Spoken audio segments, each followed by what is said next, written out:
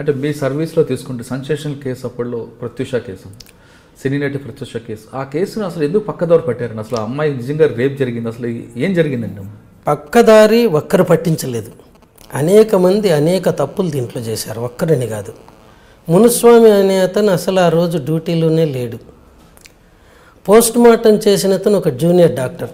అతను అప్పటికి సర్వీస్లో జాయిన్ అయ్యి కేవలం 3 నెలలు మాత్రమే అయింది. ఇంకొక సీనియర్ డాక్టర్ ఒక అతను ఒక మర్డర్ కేసు చేయడానికి పోయినాడు. ఆ రోజు మొత్తం 5 కేసులు వచ్చినాయి, ఇది లాస్ట్ కేసు.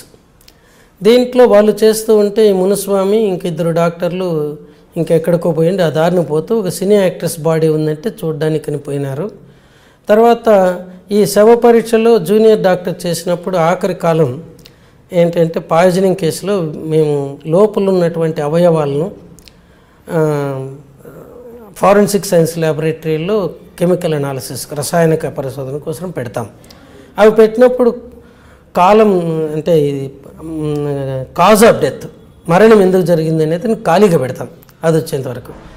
దీంట్లో ఈయన అనుకోకుండా ఇష్టం వచ్చినట్టు టైప్ చేయించాడు, తనకు తెలియదు. అసలు రిపోర్ట్లో ఏముంది కూడా అతను చూసుకోలేదు. ఎందుకు అలా చేయాలి? మీరు పర్మిషన్ ఇస్తే నేను మీకు చూపిస్తాను. అది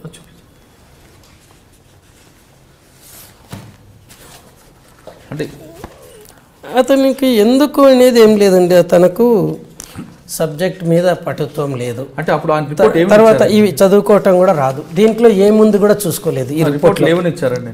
రిపోర్ట్లో వాళ్ళు ఇచ్చింది ఈ కాలం ఖాళీగా పెట్టారు. ఈ ఖాళీగా పెట్టిన కాలాన్ని ప్రెజర్ ఓవర్ ద నెక్, మెడ పిసికారు. యాస్ఫిక్సియా డ్యూ టు మాన్యువల్ స్ట్రాంగులేషన్, గొంతు పిసికి చంపారు, అది దాని అర్థం. However విజరా preserved for chemical analysis to detect poison if any.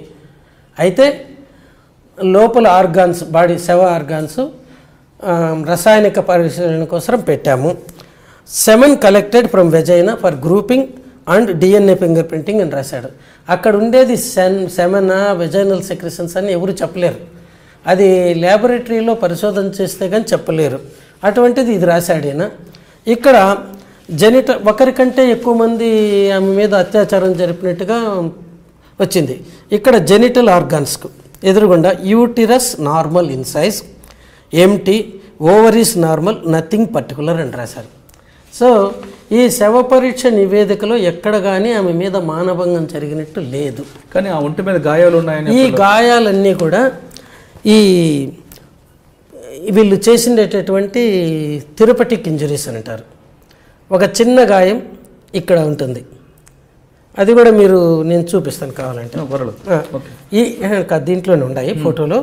ఈ గాయం ఇక్కడ ఉండేది అది ఏంటంటే ముక్కు నుంచి ఒక ట్యూబు మన పొట్టలోకి పెడతారు జీర్ణాశయంలోకి, ఏదన్నా యాస్పిరేట్ చేయడానికి కానీ లేకపోతే మందులు పోయడానికి కానీ.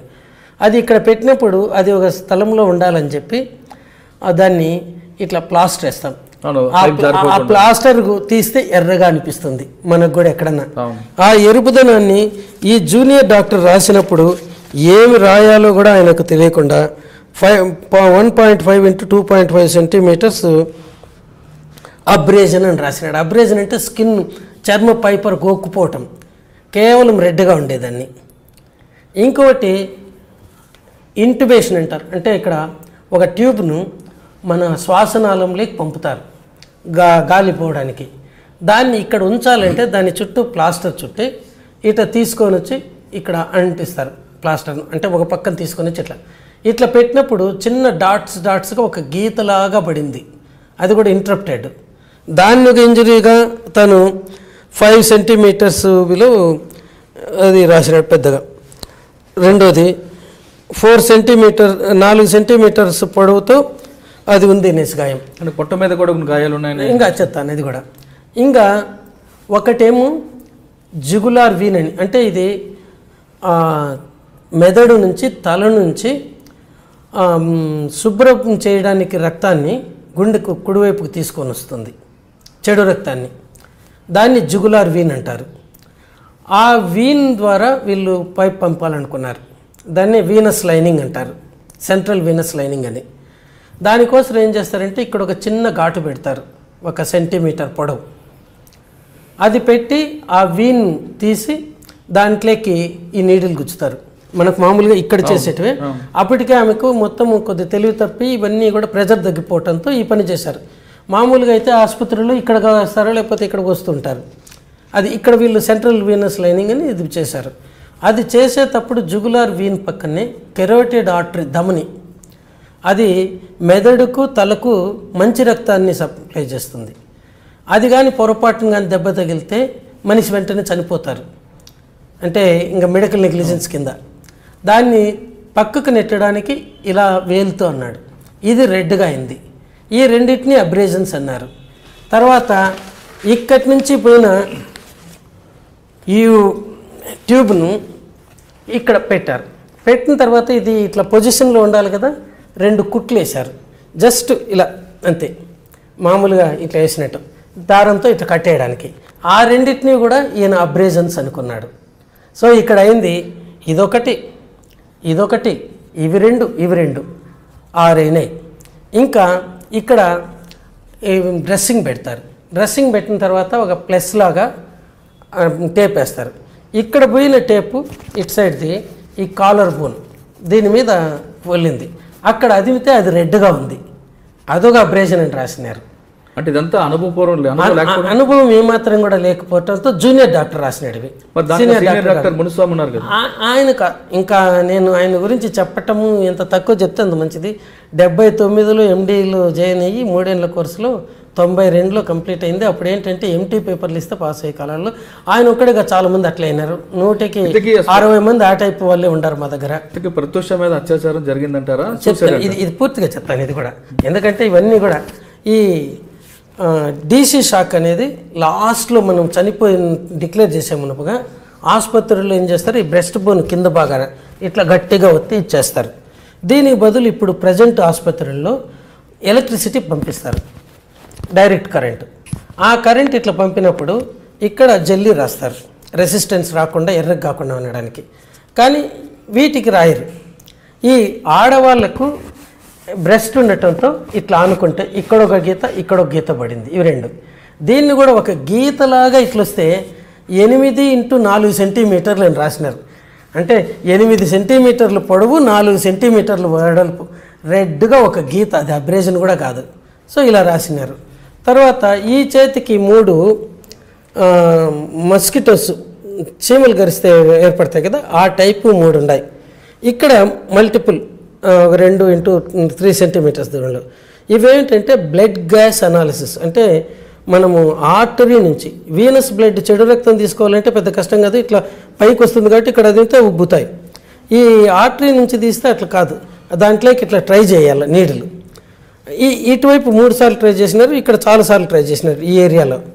వాటిని కంట్యూజన్స్ అని రాసేసినారు, మల్టిపుల్ మార్క్స్ ఉన్నాయనేసి. ఇంకా 2 ఈ లోపల చరస్ చంద్ర అని డాక్టర్ను కేర్ హాస్పిటల్ మార్కెట్ నుంచి పిలిపించారు. ఆయన 10:30కి అట్లా వచ్చినాడు నైట్. ఆయన ఇక్కడ కట్ చేసి ముందు లెఫ్ట్ సైడ్ కట్ చేసినాడు, అంటే ఫీమరల్ ఆర్టరీ ఇక్కడి నుంచి పోయే దమన్లో. మనకి ఇంతకు మునుపు యాంజియోప్లాస్టీ స్టంట్ చేయాలంటే ఇక్కడి నుంచినే పంపేవాళ్ళు, ఇప్పుడు ఇక్కడి నుంచి పంపుతున్నారు. నాకు కూడా ఇక్కడి నుంచినే చేశారు అది. సో దీంట్లో మొదటి ఎడం పక్క చేశాడు, సక్సెస్ కాకపోతే మళ్ళీ కుడి పక్క చేశాడు. ఇవి ఆమె మీద ఉన్న మొత్తం గాయాలు.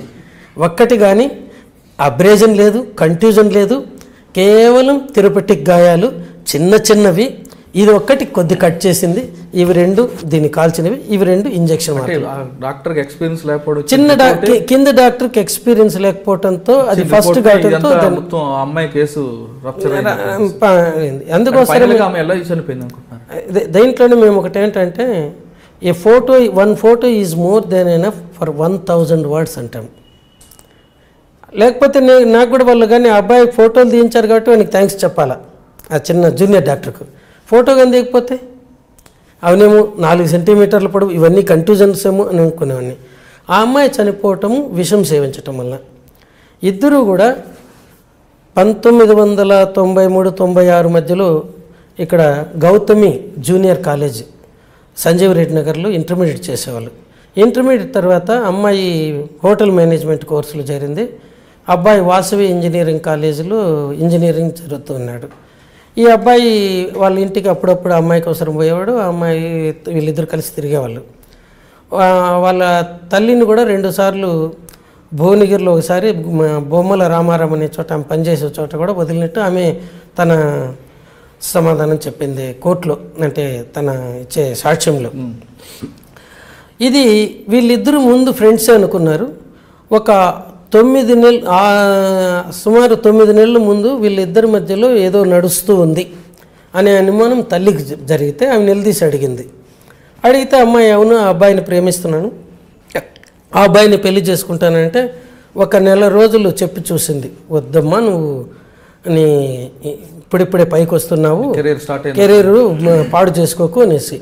తర్వాత వాళ్ళ మేనమామ కూడా, అంటే ఈ ప్రత్యూష వాళ్ళ అన్న ఆయన కూడా చెప్పినాడు, ముందు వాళ్ళ తల్లిదండ్రులతో మాట్లాడండి అని. వాళ్ళ తల్లిదండ్రులకు మాత్రం ఈ అమ్మాయి చనిపోకమును 1-2 నెలల ముందే తెలిసింది.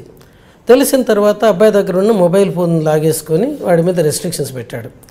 అప్పుడు ఈ అమ్మాయి ఎప్పుడన్నా అబ్బాయిని కలవాలనుకుంటే వాళ్ళ ఫ్రెండ్ ఒకరికి ఆయన మొబైల్ ద్వారా కాంటాక్ట్ చేసేది. అట్లే సిద్ధార్థ్ కావాలనుకుంటే ఫ్రెండ్ దగ్గరికి ట్యూషన్ ఇది కంబైన్ స్టడీకి పోతున్నాను ఇట్లా. ఈ క్రమంలో ఈ సిద్ధార్థ్ ఇంట్లో గొడవ ఎక్కువైతా ఉంది రోజు రోజుకు. 13వ తేదీ ఫిబ్రవరి 2002లో ఈ కంట్రీ క్లబ్లో ఈ సిద్ధార్థ్ వాడి ఫ్రెండ్ సూరజ్ అని వాళ్ళ కజిన్ అట, ఆ అమ్మాయి మేనమ్మ కూతురు ప్రఫుల్ల సిరి 10 గంటలప్పుడు ఉదయం 10-10:30 మధ్యలో కలిసి ఒక నిర్ణయానికి వచ్చారు. ఇప్పుడు ఈ అబ్బాయి ఇంట్లో చాలా తీవ్రంగా ఈ మనస్పర్ధలు ఉన్నాయి కాబట్టి వీళ్ళిద్దరూ ఒకరితో ఒకరు మాట్లాడుకోవడానికి కానీ ప్రయత్నం చేయకూడదు, ఈవెన్ ఫోన్లో కూడా దూరంగా ఉండాలా. మేలో ఆ అబ్బాయికి ఇంజనీరింగ్ అయిపోయిన వెంటనే ఆ అబ్బాయి తల్లిదండ్రులు కానీ ఒప్పుకోకపోతే వీళ్ళు రిజిస్టర్ మ్యారేజ్ చేసుకునేట్టుగా. తర్వాత 14వ తేదీ ఫిబ్రవరి ఆ రోజు ఈ అమ్మాయి చాలా ఆశగా చూసింది అబ్బాయి నుంచి ఫోన్ కాల్ కోసరం. అదే సమయంలో అబ్బాయి చుట్టూ చాలా గట్టి కాపలా పెట్టారు. సో ఆ అమ్మాయి కొద్ది డిప్రెషన్ లేకపోయింది ఆ రోజు ఫోన్ రాకపోతే. మళ్ళీ 23వ తేదీ అది శనివారం, అదే ఫిబ్రవరి నెలలో 2002 9 గంటల ప్రాంతంలో అబ్బాయి ఫోన్ చేసి మా ఇంట్లో ఎవరు ఒప్పుకోవటం లేదు, మా అమ్మ ససేమరు ఒప్పుకోవటం లేదు, మనం కానీ పెళ్లి చేసుకుంటే ఇంటిళ్ళ పాయిజన్ తీసుకొని చనిపోతామంటున్నారు నిందట. దాంతో ఈ అమ్మాయి అర్ధగంట సేపు వాడి మీద ఫోన్లోనే ఎగిరిందట, గట్టిగా మాట్లాడుతూ ఉన్నింది. మాట్లాడుతూ ఉంటే తల్లి అడిగితే ఏంటంటే ఇదట వాళ్ళ ఇంట్లో ఒప్పుకోవటం లేదట, అది ఇది అంటే కూల్ డౌన్ కొద్ది టైం ఇవ్వు వాళ్ళు కూడా సర్దుకోవడానికి, ఇప్పుడిప్పుడే కదా తెలిసింది నీ తల్లి చెప్పింది. ఆ తర్వాత సాయంకాలము 4 గంటల ప్రాంతంలో హెయిర్ డ్రెస్సింగ్కి పోతానని ఇక్కడ fairy beauty parlour Rajiv Gandhi సర్కిల్కి వచ్చింది. వీళ్ళు ఉండేదేమో తార్నాకాలో. ఆ మరుసటి రోజు ఆదివారం రోజు ఈమె బెంగళూరు పోవాల్సి ఉన్నింది ఒక సినిమా షూటింగ్ కోసం. అది ఫస్ట్ సినిమా ఆఫర్ అట కన్నడ మూవీలో. దానికి పోవాలనేసి అక్కడి నుంచి ఇదే పనికి ఇక్కడికి వచ్చిన తర్వాత సిద్ధార్థ్ ఫ్రెండ్ ఫోన్ చేసి సిద్ధార్థ్ను చెప్పండి మేము ఇక్కడ ఉన్నామనేసి ఈమె ఇది వచ్చేప్పటికి మళ్ళీ డ్రెస్సింగ్ ఉంటే ఈ లోపల 5:30కి ఆ అబ్బాయి వచ్చినాడు కారుతో. ఆ హార్న్ విని ప్రఫుల్ల సిరి కిందికి దిగొచ్చింది. ఈ అమ్మాయికి 6 గంటల ప్రాంతంలో ఈ హెయిర్ డ్రెస్సింగ్ అయిపోతే దిగొస్తే ఆ అబ్బాయిని చూస్తామనంటే ఈ అమ్మాయి ఏడవటం మొదలుపెట్టింది. అమ్మాయిని చూసి అబ్బాయి ఏడవటం మొదలుపెట్టారు రోడ్డు మీద. దారింటి పోయేవాళ్ళు వీళ్ళ వెంట చూస్తామంటే ఈ ప్రఫుల్ల సిరి వాళ్ళ మేనమామ కూతురు ఈ అమ్మాయి కొద్దిగా ఎంబరేసింగ్ ఎక్కడన్నా కూర్చొని మాట్లాడుకుందాం రండి అంటే అప్పుడు ఈ అబ్బాయి నా కారులో కూర్చొని మాట్లాడుకుందాం అన్నాడు. ఈ అమ్మాయి నేను సిద్ధార్థ్ పోయి అట్టే తిరుగు వస్తాం మేమిద్దరమే సపరేట్గా మాట్లాడుకుంటాం, నువ్వు ఇక్కడన్నా ఉండు లేకపోతే ఇంటికన్నా వెళ్ళిపో అని చెప్పిందట. చెప్పి అలా వెళ్ళిన తర్వాత 6:30 మధ్యలో అంటే 6:35 అని రాసినారు పోలీసులు దాంట్లో రిపోర్ట్లో జడ్జిమెంట్లో. ఈ అమ్మాయికి తేజ ఆఫీస్ నుంచి ఆనంద్ అని వాళ్ళ కో డైరెక్టర్ ఫోన్ చేసి నీకు జయం ఫిల్మ్లో లీడ్ రోల్ సెలెక్ట్ చేసుకున్నాము రమ్మని చెప్పాడట. అది వెంటనే వాళ్ళ అమ్మకి చెప్పింది. వాళ్ళమ్మ ఇన్ టర్న్ ఈ అమ్మాయి ఫ్రెండ్స్కి అందరికీ చెప్తే వాళ్ళు ఈ అమ్మాయిని కాంటాక్ట్ చేస్తూ ఉన్నారు. అందుకే కోర్టులోనే ఉంది. ఈ అమ్మాయి ఫోన్ కంటిన్యూస్గా మోగుతూనే ఉన్నింది. అది కోర్టు మెయిన్గా రావటం. తర్వాత 7 గంటలకు ప్రాంతంలో ఈ అమ్మాయికి ప్రఫుల్ల సిరికి ఫోన్ చేసి నువ్వు మేము తేజ ఆఫీస్కి పోయి సంతకం పెట్టేసి వస్తాము, నువ్వు పంజగుట్ట దగ్గర ఉండు, తిరిగిపోయేటప్పుడు పికప్ చేసుకొని పోతామన్నారు. పంజగుట్ట దగ్గర ఈమె 8:30 వరకు వెయిట్ చేసి ఇంక వీళ్ళు రాకపోతే ఒక బస్సులో ఇక్కడ సికింద్రాబాద్ రైల్వే స్టేషన్ దగ్గర పోయి అక్కడి నుంచి తార్నాకాకు ఇంకో బస్సుకు పోతే నైట్ 10-10:30 మధ్యలోకి చేరింది. చేరితే అప్పుడు ఉస్మానియా యూనివర్సిటీ నుంచి ఒక హెడ్ కానిస్టేబుల్ అక్కడికి వచ్చి ఈ అమ్మాయిని అడిగారు, ఇక్కడ ఒక అమ్మాయి పాయిజన్ తీసుకొని కేర్ హాస్పిటల్లో చేరిందట, నీకు తెలుసా అంటే తెలియదు, లేదు అని చెప్పిందట అమ్మాయి. తర్వాత వీళ్ళ అత్తకు ఫోన్ చేసింది నిజమేనా అనేసి, అవును ఇక్కడ కేర్ హాస్పిటల్లో బంజారాలో చేరింది అమ్మాయి అంటే. ఇది ఈ విషయం ఇక్కడ అంటే ఉస్మానియా యూనివర్సిటీ పోలీసులకు ఇద్దరు పోయి కూడా వాళ్ళు ఇది ఈ విషయం పక్కదారిని పడతామంటే మాకు ఇన్ఫర్మేషన్ ఇచ్చినారని కూడా చెప్పలేదు. ఈ లోపల ఇక్కడ హాస్పిటల్కు వీళ్ళు చేరింది 7:30, 7:15 ఒకసారి ఈ అమ్మాయి అంటే ప్రత్యూష తల్లి ఏమని అడిగింది, ఏమ్మా ఇంకా రాలేదంటే, తేజ ఆఫీసుకు పోయి సంతకం పెట్టి వస్తాము అగ్రిమెంట్లోన, నాతో పాటు సిద్ధార్థ్ ఉన్నాడు అని చెప్పిందట. మళ్ళీ ఈమెకు వీళ్ళు 7:30-8 మధ్యలో వీళ్ళ ఫ్రెండ్స్కి ఫోన్లు చేసి బాగా చదవండి అది ఇది చెప్పిన తర్వాత పోతామంటే, ఏం రేపు ఇట్లా మాట్లాడుతున్నారంటే, ఏం లేదులే మీరు కేర్ బంజారా హాస్పిటల్కి రండి తెలుస్తుంది అన్నారు. అక్కడ 7:30-8 మధ్యలో చేరితే కమలాకర్ రావు అనుకుంటాను ఆయన పేరు, వాళ్ళ ఆర్ఎంఓ చూసినాడు. చూసి వీళ్ళను వార్డ్ బాయ్ ఈ అమ్మాయిని వీల్ చైర్లో తీసుకొని పోతూ ఉన్నాడు. దిగుతూ ఉన్నట్టు ఈ అమ్మాయి వాంతి చేసుకునింది. అది ఒక ఈనాడు విలేకరి కూడా చూసినాడు, అతను కూడా చెప్పినాడు, సార్ నేను కూడా చూసినాను కానీ ప్రత్యూషలాగా ఉంది అనుకున్నాను కానీ ప్రత్యూష అనుకోలేదు అని. ఇది జరిగింది. తర్వాత ఇద్దరిని అక్కడ తీసుకుంటే మేము కూల్ డ్రింక్స్లో పాయిజన్ కలుపుకొని తాగినాం చెట్ల మంది అంటే, అది ఏముందో తెలిస్తే బాగుండు అన్నారట. వాళ్ళు చాలా సేపు నిదానించారు. కేర్ హాస్పిటల్ చేసిన తప్పు ఏంటంటే ఇటువంటి కేసుల్లో ఇమీడియట్గా ఒక్క క్షణం కూడా వేస్ట్ చేయకుండా తీసుకొని స్టమక్ వాష్ చేసేలా. దీంట్లో వీళ్ళని అసలు చేర్చుకునేదా లేదా ఈ డైలమాలో పడ్డారు. ఎందుకంటే అంతవరకు వాళ్ళు పాయిజనింగ్ కేసు ట్రీట్మెంట్ ఇవ్వలేదు, ఎలా చేయాలో ఏం పాయిజనో చెప్పటం లేదు, ఏదో కూల్ డ్రింక్లు కలుపుకున్నామని. మళ్ళీ ఆఖరికి 8 గంటలకు చేర్చుకున్నారు. 8 నుంచి 8:20 మధ్యలో 3 పోలీస్ స్టేషన్లకు ఫోన్ చేసినారు. మొదట బంజారా హిల్స్ పోలీస్ స్టేషన్కి ఫోన్ చేసినారు. చేస్తే వాళ్ళు మీ ఆసుపత్రి పంజగుట్ట పోలీస్ స్టేషన్ పరిధిలో ఉంది, వాళ్ళని కాంటాక్ట్ చేయమన్నారు. పంజగుట్టకు చేస్తే మీరు ఉస్మానియా యూనివర్సిటీ కాంటాక్ట్ చేయమన్నారు ఈ అమ్మాయిని గురించి. ఉస్మానియా యూనివర్సిటీకి చేస్తే మీరు చెప్తా ఉండేది బార్డర్ ఏరియా, అది ఉప్పల్ కింద వస్తుందో తార్నాక ఉస్మానియాకి వస్తుందో తేల్చుకొని వాళ్ళకి చేయండి అన్నారు. అది వాళ్ళు స్పందించిన విధానం ఇక్కడ పోలీసుల గురించి చెప్పాలంటే.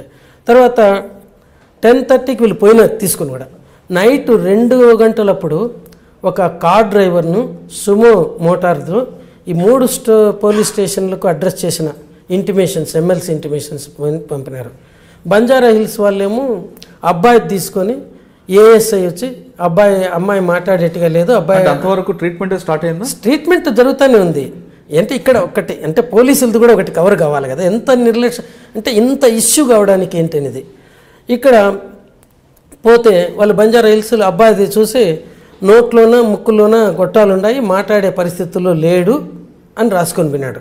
అమ్మాయి కూడా పక్కన ఉందంటే వాళ్ళు తిట్టుకున్నారట, మన ఇద్దరు పాడు చేస్తారనేసి. తర్వాత పంజగుట్ట వాళ్ళు ఇద్దరు తీసుకోలేదు. ఉస్మానియా యూనివర్సిటీకి పోతే వాళ్ళు తిట్టి పంపినారట, మీకు పని పాట లేదు, మా ఏరియాలో ఎవరు పాయిజన్ తీసుకోలేదని. వీడు మళ్ళీ 4 గంటలకు తిరిగి వచ్చినారు. మరుసటి రోజు 11 గంటలకు ఈ ఆర్ఎంఓ ఎవరైతే అంత మునుపు రోజు చూసినాడో తనే స్వయంగా సిసిఎస్కు సెంట్రల్ క్రైమ్ స్టేషన్కి పోయినాడు. అక్కడుండే ఆఫీసర్ని కలిసి, సార్ అమ్మాయి కండిషన్ క్రిటికల్గా ఉంది, ఇంతవరకు ఎవ్వరూ రాలేదు ఆ అమ్మాయి గురించి, ఎప్పుడు చనిపోతుందో తెలియదు, అలా క్రిటికల్గా ఉందంటే అక్కడ ఉండే పోలీస్ ఆఫీసరు వాళ్ళు ఎక్కడ పాయిజన్ తీసుకున్నారో తెలుసుకొని ఆ పోలీస్ స్టేషన్కి చెప్పండి అన్నారట. ఇది జరిగింది. ఇంకా ఆయన ఏం చేయాలో తెలియదు. ఈ లోపల ఆయనతో మాట్లాడుతూ ఉన్నప్పుడే ఈ అమ్మాయి చనిపోయిందని ఫోన్ వచ్చింది 11:45కు. అప్పుడు వస్తే ఇంకేముంది, ఆ అమ్మాయికి సంబంధించిన వాళ్ళు ఉస్మానియా యూనివర్సిటీ పోలీస్ స్టేషన్కి పోయి అక్కడ కంప్లైంట్ ఇవ్వనండి, వాళ్ళు వచ్చి బాడీ హ్యాండ్ ఓవర్ చేసుకుంటారని. అంటే వాళ్ళు వచ్చి బాడీ హ్యాండ్ ఓవర్ చేసుకునేంత వరకు ఇక్కడ ఆసుపత్రిలో శవాన్ని పెట్టుకోవాలా, ఇది ఆయన ఇచ్చిండేది. తర్వాత ఈయన ఆర్ఎంఓ మళ్ళీ ఇక్కడికి వచ్చి తల పట్టుకొని విచారంగా కూర్చోంటే అప్పుడు సంగీతారెడ్డిని వాళ్ళ దగ్గర రిసెప్షనిస్ట్గా పనిచేసిపోయింది ఒక అమ్మాయి.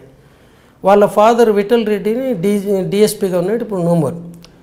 ఆ అమ్మాయి తన ఫాదర్ ఫ్రెండ్ జగన్నాథరావు అని ఒక అడిషనల్ ఎస్పీ ఆయనకు ఫోన్ చేసింది, సార్ ఇట్లా ఉంది ప్రాబ్లం అంటే ఆయన పంజగుట్ట పోలీసులకు ఫోన్ చేస్తే వాళ్ళు వచ్చి వాళ్ళ దగ్గర నుంచి రిక్విజిషన్ తీసుకొని కేసు రిజిస్టర్ చేసుకొని శవాన్ని తీసుకెళ్ళి ఇక్కడ నిమ్స్లో పెట్టారు. ఇది కేసు దీంట్లో జరిగింది. పోలీసులు దీని గురించే కోర్టు జడ్జిమెంట్లో it is the supine indifferent attitude of the police అన్నారు.